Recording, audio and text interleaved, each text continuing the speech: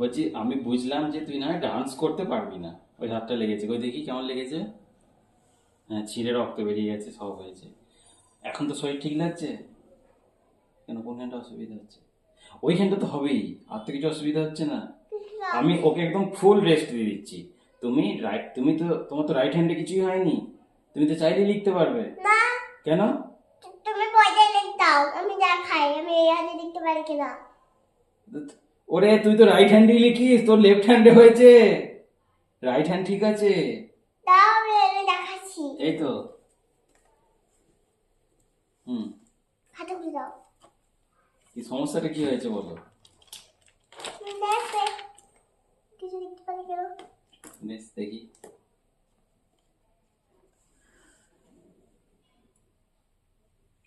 হাত ওটাকে এমনি উল্টো দিকেও রাখা চলবে, যেমন হাত থাকে রাখো, কোনো অসুবিধা নেই। হুম।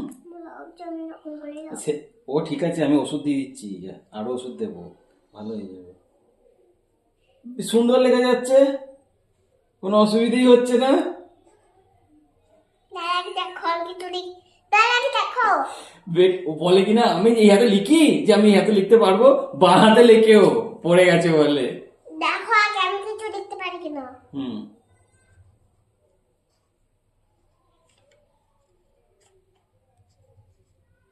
হ্যাঁ, তো সুন্দর অ্যাপেল হয়েছে। এটা কি বলছো? হুম। ইয়ার কথাটা? এই তো এপিপিএলই। ইয়ার কথাটা কি বলবে? ইয়ের কথাটা কি বলবে? মানে তুই ইচ্ছে করে করে খারাপ লিখছিস। না। আমি খারাপ লেখাই নেব।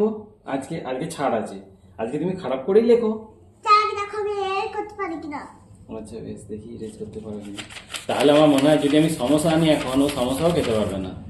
আমি এত খাই তা ওই হাতে তো তুমি লেখো, তাই তো? না। বেশ শোনো, এখানটা লেগেছে, ওষুধ দিয়ে দিচ্ছি, ভালো হয়ে যাবে। তো এটার জন্য তো পড়া বন্ধ করে লাভ নেই মা, একবার প্র্যাকটিস করে নেবে। বেশ, হোমওয়ার্ক দিয়েছে, হোমওয়ার্কটাও করে নেবে, আমি করে নিতে নাহলে আবার সমস্যা খেতে অসুবিধা হবে। তুমি ডানাতে করে কি করে সিঙ্গারাটা খাবে যদি লিখতে না স্কুল পারো? থেকে হোমওয়ার্ক এসছে, কমপ্লিট কর। কেমন দুষ্টু হয়েছে চিন্তা করো।